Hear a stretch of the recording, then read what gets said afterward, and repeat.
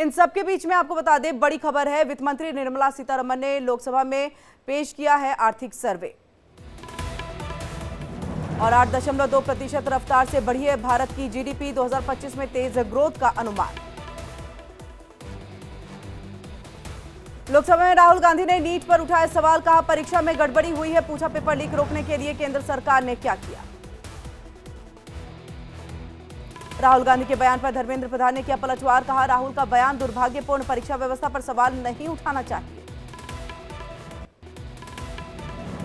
लोकसभा में अखिलेश यादव ने नीट मुद्दे पर सरकार को घेरा, कहा सरकार पेपर लीक का रिकॉर्ड बनाएगी। पेपर लीक मामले में सरकार को जवाब देना होगा। लोकसभा में नीट मामले पर हंगामा। शिक्षा मंत्री धर्मेंद्र प्रधान ने कहा पेपर लीक के सबूत साफ नहीं, कुछ सेंटर्स पर गड़बड़ी हुई है। सीबीआई इस मामले की जांच कर रही है। बजट सत्र से पहले पीएम मोदी ने विपक्ष को दिया बड़ा संदेश, कहा देश को नकारात्मकता की जरूरत नहीं, दल से ऊपर उठ करके देश के लिए लड़े। बजट को लेकर के पीएम मोदी ने कहा यह सदन दल के लिए नहीं, देश के लिए है। अगले 5 साल के कार्यकाल की दिशा तय करेगा इस बात का बजट।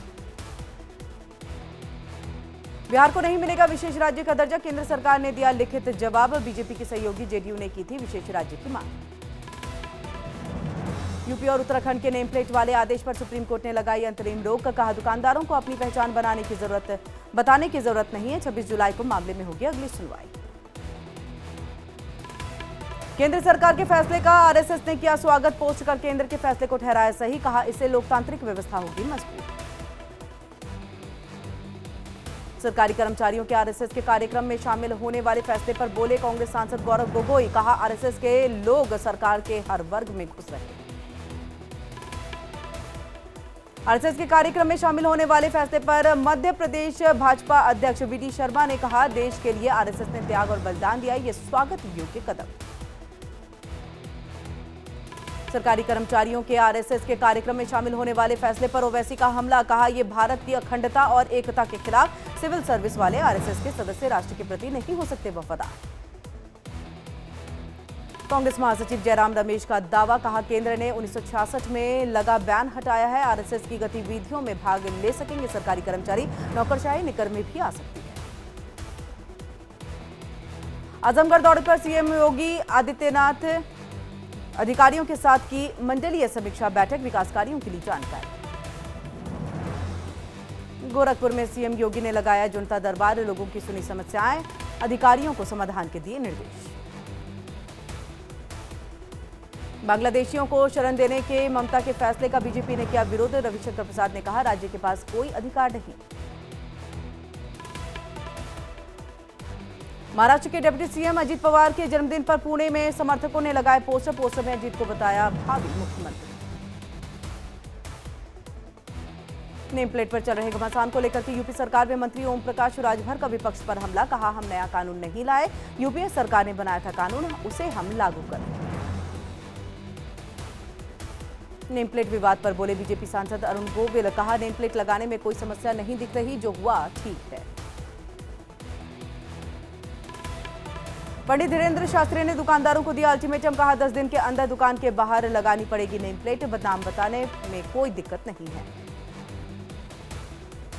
दिल्ली में तेलुगु देशम पार्टी के सांसद अप्पला नायडू साइकिल से पहुंचे संसद। नायडू ने पहनी थी पीले रंग की पोशाक और साइकिल का रंग भी है पीला। राज्यसभा सांसद वी शिवदर्शन ने सभापति जगदीप धनखड़ को लिखा खत में सिख फॉर जस्टिस से धमकी भरा कॉल आने का किया दावा। केरल में सीपीआईएम के राज्यसभा सांसद वी शिवानंद है। उत्तराखंड के सीएम धामी ने भक्तों से की अपील, कहा यात्रा के दौरान गंगा की स्वच्छता और कानून व्यवस्था बनाए रखने के लिए करें सहयोग। जम्मू कश्मीर के राजौरी में सुरक्षा बलों और आतंकियों के बीच मुठभेड़, एक जवान घायल। सेना की चौकी पर आतंकियों के हमला करने के बाद फायरिंग जारी। पठानकोट में धमकी भरे पत्र फेंकने वाला गिरफ्तार, खुद ही कार के शीशे तोड़े, दी पुलिस को सूचना, दफ्तरों को उड़ाने की धमकी। हरियाणा के नूंह में कल निकलेगी ब्रजमंडल यात्रा। नूंह में 24 घंटे के लिए इंटरनेट सेवा बंद, सुरक्षा के लिए करे गए इंतजाम। आज से सावन महीने की शुरुआत 72 साल बाद बन रहा है दुर्लभ संयोग। सावन की शुरुआत और समापन दोनों ही सोमवार के दिन। उज्जैन के महाकालेश्वर मंदिर में की गई बाबा महाकाल की आरती। सावन के पहले सोमवार पर भारी संख्या में आरती में शामिल हुए श्रद्धालु। बाबा धाम में उमड़ी कांवड़ियों की भारी भीड़, बम बम भोले और हर हर महादेव की गूंज। भगवान शिव को जलाभिषेक करने दूर दूर से पहुंचे शिव भक्त। गोरखपुर के झारखंडी महादेव मंदिर में भारी संख्या में उमड़े श्रद्धालु। महादेव पर जलाभिषेक कर लिया आशीर्वाद। हरिद्वार के दक्षेश्वर महादेव मंदिर में भक्तों ने की पूजा अर्चना। भोलेनाथ का अभिषेक कर आराधना की। हर हर महादेव के लगाए नारे। सावन के पहले सोमवार पर हरिद्वार की हर की पैड़ी पर भक्तों की भारी भीड़। गंगा में श्रद्धालुओं ने लगाई पवित्र डुबकी। पूजा अर्चना कर लिया आशीर्वाद। सावन के पहले सोमवार पर प्रयागराज के मनकामेश्वर मंदिर में गूंजा महादेव का जय घोष। भोलेनाथ के दर्शन पूजन कर भक्तों ने लिया आशीर्वाद। यूपी में सावन को लेकर योगी सरकार की तैयारी पूरी। काशी विश्वनाथ धाम में सुरक्षा के पुख्ता इंतजाम। आज मैदागिन में गुदौलिया तक नो व्हीकल जोन। सीतापुर में सावन के पहले सोमवार पर मंदिरों में लगा शिव भक्तों का तांता। भगवान भोले का जलाभिषेक करने बड़ी संख्या में पहुंचे श्रद्धालु। हर हर महादेव के नारे से गूंजा शिवालय। गाजियाबाद के दुधेश्वर नाथ मंदिर में श्रद्धालुओं की भीड़। शिव भक्तों में दिख रहा गजब का उत्साह। पुलिस ने तैयारियों का लिया जायजा। कांवड़ यात्रा को लेकर के बिजनौर प्रशासन ने कड़ी सुरक्षा के इंतजाम किए हैं। कांवड़ यात्रा को लेकर प्रशासन ने रूट डाइवर्जन प्लान किया लागू। सीसीटीवी कैमरे में कैद, ड्रोन से भी रखी जाएगी निगरानी। जम्मू कश्मीर के श्रीनगर से अमरनाथ यात्रा के लिए तीर्थयात्रियों का एक और जत्था रवाना। कड़ी सुरक्षा के बीच पंथा चौक बेस कैंप से जत्थे को किया गया रवाना। केदारनाथ हाईवे पर भीषण लैंडस्लाइड। सड़क पर गिरा चट्टान का मलबा। रास्ता हुआ ब्लॉक। सैकड़ों यात्री फंसे।